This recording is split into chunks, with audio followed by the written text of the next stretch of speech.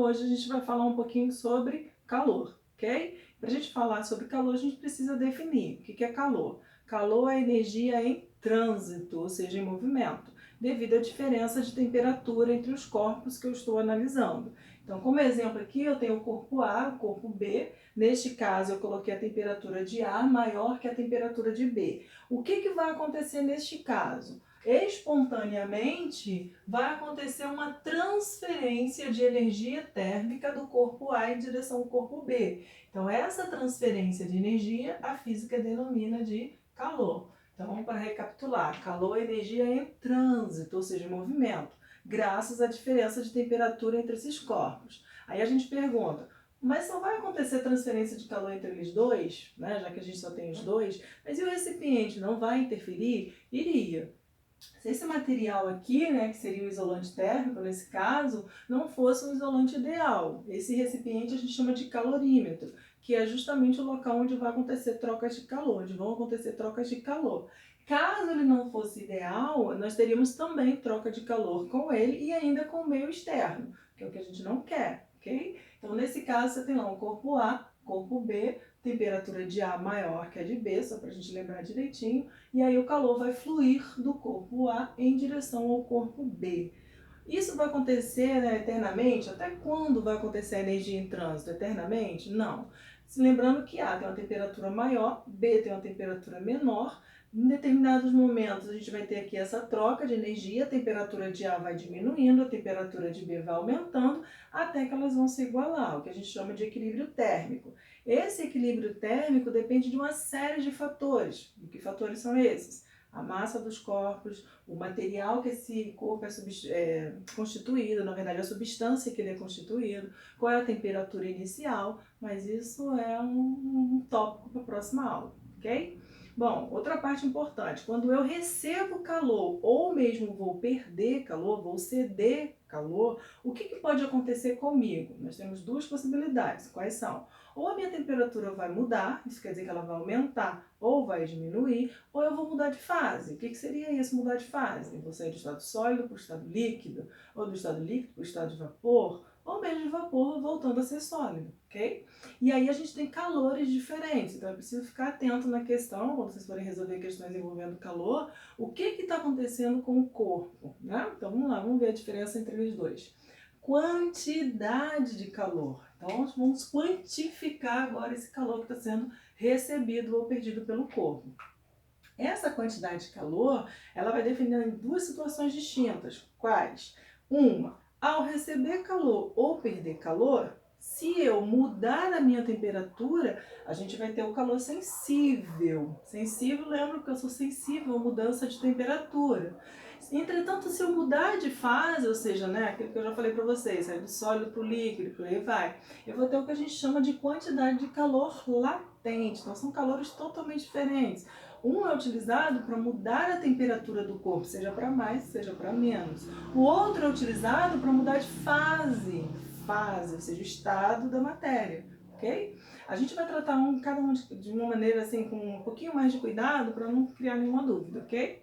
Então, primeiro, calor sensível. Como é que a gente calcula essa quantidade de calor? Primeiro, imagina, você tem um quilo de água, 1 litro de água, né, para aquecer. E no outro recipiente você tem 10 litros de água para aquecer. Quem vai aquecer mais rápido? O que tem 1 litro ou que tem 10 litros, supondo que é a mesma quantidade de calor que eu vou fornecer para ambos. Neste caso, a gente sabe que é aquele que tem menor quantidade de massa. Nesse caso, eu estou falando de litros, né, porque a água é no estado líquido. Então, assim, lógico que esse 1 litro vai aquecer mais rápido. O que isso está nos indicando? Que o calor depende da massa, ou seja, de quanto que eu tenho ali do corpo para poder aquecer ou resfriar. Outra coisa importante, se eu quiser que esse corpo aqueça mais rápido ou aqueça mais devagar, eu preciso estar ligando aqui na temperatura. Okay? Se eu forneço menos energia para esse corpo, ele vai demorar mais para aquecer e, consequentemente, essa variação de temperatura também vai ser um pouquinho menor, ok?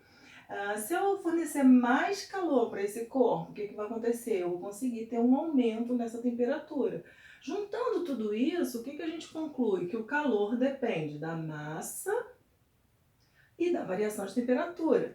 E esse C, quem é esse C? Esse C é uma grandeza física que está ligada à substância. Então ele vai dizer para mim quanto que cada substância precisa para que a cada 1 grama dessa substância ela tenha uma variação de temperatura de 1 °C. Então quanto que ela precisa de calor para fazer isso, né? Pra vocês terem ideia, eu vou colocar aqui as unidades de medida, que é outra coisa que muita gente fica em dúvida, para vocês entenderem melhor o que eu estou falando. Então, a massa, ela normalmente vem em gramas. A variação de temperatura, às vezes vem em graus Celsius, às vezes vem em Kelvin. Faz diferença? Claro que não. Por quê? Porque a variação de temperatura em Celsius é exatamente igual à variação de temperatura em Kelvin, porque ambas são escalas centígradas. Então, às vezes vem em graus Celsius, às vezes vem em Kelvin. Lembrando que Kelvin não tem grau, ok? Qual a unidade padrão, né, que a gente usa para calor? Calorias. Símbolo cal. Então, para quem estava com dúvida em unidade de medida, a gente tem lá a massa em gramas, o calor em calorias e a temperatura em graus Celsius, ok? E o calor específico? Esse calor específico ele é a junção disso tudo. Por exemplo, ele vai vir em calorias, por causa do calor, por grama. Mas por que por grama? Porque a grama aqui está multiplicando, né? O grama, na verdade, está multiplicando. E ele vai vir para cá, dividindo. Como ele estava multiplicando a temperatura, ele vem junto com o grau Celsius. Pronto. Então, essa aí é a unidade de medida do calor específico, tá? Lembrando que cada substância tem o seu calor específico, daí o nome ser específico. Exemplo básico, clássico, a água.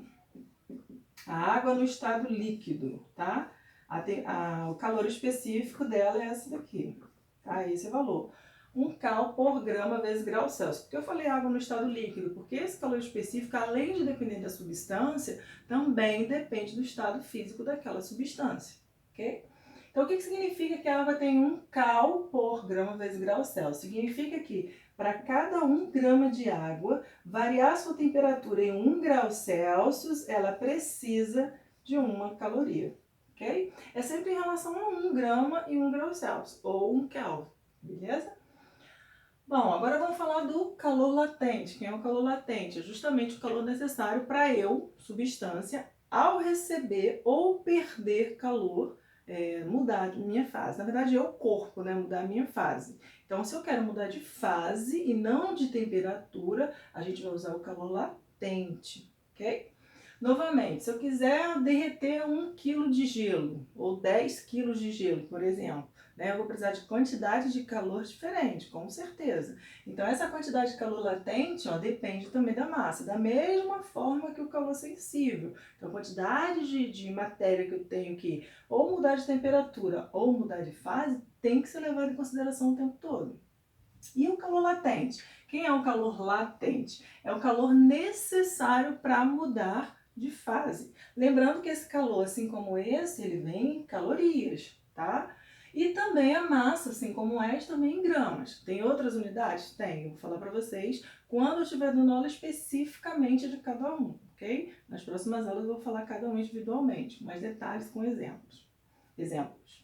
Esse calor latente aqui é justamente o calor necessário para 1 grama daquela substância mudar de fase. Exemplo clássico, LF.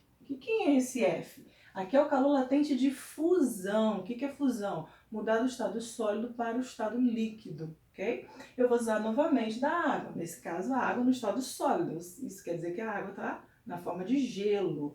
Então, o quanto que o gelo precisa para derreter? 80 calorias por grama.